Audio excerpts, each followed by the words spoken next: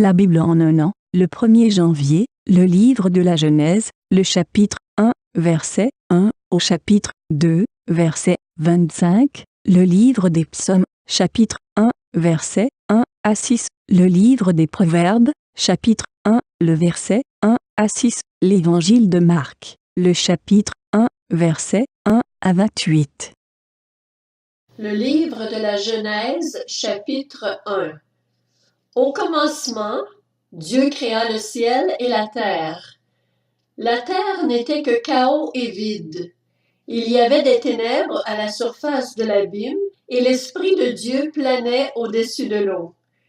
Dieu dit, qu'il y ait de la lumière, et il y eut de la lumière. Dieu vit que la lumière était bonne, et il sépara la lumière des ténèbres. Dieu appela la lumière jour et les ténèbres nuit. Il y eut un soir et il y eut un matin. Ce fut le premier jour. Dieu dit, qu'il y ait une étendue entre les eaux pour les séparer les unes des autres. Dieu fit l'étendue et sépara ainsi l'eau qui est au-dessous de l'étendue de celle qui est au-dessus. Cela se passa ainsi. Dieu appela l'étendue ciel. Il y eut un soir et il y eut un matin. Ce fut le deuxième jour. Dieu dit, que les eaux qui sont au-dessous du ciel se rassemblent à un seul endroit et que le sec apparaisse.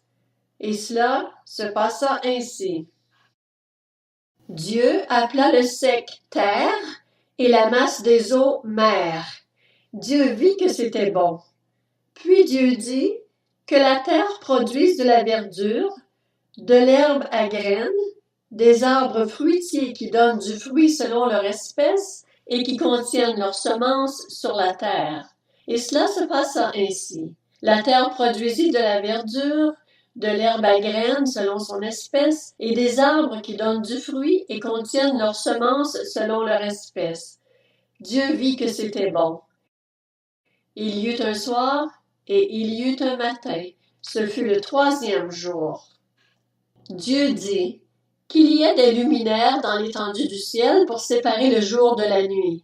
Ils serviront de signes pour marquer les époques, les jours et les années, ainsi que de luminaires dans l'étendue du ciel pour éclairer la terre. Et cela se passa ainsi. Dieu fit les deux grands luminaires, le plus grand pour présider au jour et le plus petit pour présider à la nuit. Il fit aussi les étoiles. Dieu les plaça dans l'étendue du ciel pour éclairer la terre, pour dominer sur le jour et la nuit, et pour séparer la lumière des ténèbres. Dieu vit que c'était bon. Il y eut un soir et il y eut un matin. Ce fut le quatrième jour. Dieu dit, que l'eau pullule d'animaux vivants et que des oiseaux volent dans le ciel au-dessus de la terre. Dieu créa les grands poissons et tous les animaux vivants capables de se déplacer. L'eau en pullula selon leur espèce. Il créa aussi tous les oiseaux selon leur espèce. Dieu vit que c'était bon, et il les bénit en disant, reproduisez-vous, devenez nombreux, et remplissez les mers, et que les oiseaux se multiplient sur la terre. Il y eut un soir et il y eut un matin. Ce fut le cinquième jour. Dieu dit que la terre produise des animaux vivants selon leur espèce, du bétail, des reptiles et des animaux terrestres selon leur espèce. Et cela se passa ainsi. Dieu fit les animaux terrestres selon leur espèce, le bétail selon son espèce, et tous les reptiles de la terre selon leur espèce. Dieu vit que c'était bon. Puis Dieu dit, faisons l'homme à notre image, à notre ressemblance, qu'il domine sur les poissons de la mer, sur les oiseaux du ciel, sur le bétail, sur toute la terre et sur tous les reptiles qui rampent sur la terre. Dieu créa l'homme à son image, il le créa à l'image de Dieu. Il créa l'homme et la femme. Dieu les bénit et leur dit, reproduisez-vous, devenez nombreux, remplissez la terre et soumettez-la. Dominez sur les poissons de la mer, sur les oiseaux du ciel et sur tout animal qui se déplace sur la terre. Dieu dit aussi, Je vous donne toute herbe à graines sur toute la surface de la terre, ainsi que tout arbre portant des fruits avec pépins ou noyaux. Ce sera votre nourriture. À tout animal de la terre, à tout oiseau du ciel et à tout ce qui se déplace sur la terre, à ce qui est animé de vie, je donne toute herbe verte pour nourriture. Et cela se passa ainsi. Dieu regarda tout ce qu'il avait fait, et il constata que c'était très bon. Il y eut un soir, et il y eut un matin. Ce fut le 6e jour. Le livre de la Genèse, chapitre 2. C'est ainsi que furent terminés le ciel et la terre et toute leur armée. Le 7e jour, Dieu mit un terme à son travail de création. Il se reposa de toute son activité le 7e jour. Dieu bénit le 7e jour et en fit un jour saint, parce que ce jour-là, il se reposa de toute son activité, de tout ce qu'il avait créé. Telle fut l'histoire du ciel et de la terre quand ils furent créés. Lorsque l'Éternel Dieu fit la terre et le ciel, il n'y avait encore aucun arbuste des champs sur la terre, et aucune herbe des champs ne poussait encore, car l'Éternel Dieu n'avait pas fait pleuvoir sur la terre, et il n'y avait pas d'homme pour cultiver le sol. Cependant, une vapeur montait de la terre et arrosait toute la surface du sol. L'Éternel Dieu façonna l'homme avec la poussière de la terre. Il insuffla un souffle de vie dans ses narines, et l'homme devint un être vivant.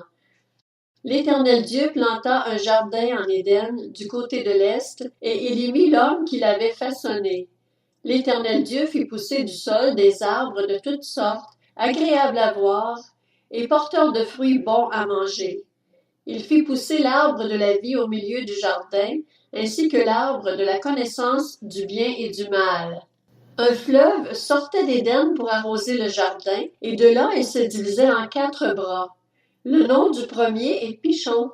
Il entoure tout le pays de Havila où se trouve l'or. L'or de ce pays est pur. On y trouve aussi le bdellium et la pierre d'onyx. Le nom du 2e fleuve est Gihon. Il entoure tout le pays de Cush. Le nom du 3e est le Tigre. Il coule à l'est de la Syrie. Le 4e fleuve, c'est l'Euphrate. L'Éternel Dieu prit l'homme et le plaça dans le jardin d'Éden pour qu'il le cultive et le garde. L'Éternel Dieu donna cet ordre à l'homme. Tu pourras manger les fruits de tous les arbres du jardin, mais tu ne mangeras pas le fruit de l'arbre de la connaissance du bien et du mal, car le jour où tu en mangeras, tu mourras, c'est certain. L'Éternel Dieu dit, « Il n'est pas bon que l'homme soit seul. Je lui ferai une aide qui soit son vis-à-vis. » L'Éternel Dieu façonna à partir de la terre tous les animaux sauvages et tous les oiseaux du ciel, puis il les fit venir vers l'homme pour voir comment il les appellerait. Il voulait que tout être vivant porte le nom que l'homme lui donnerait.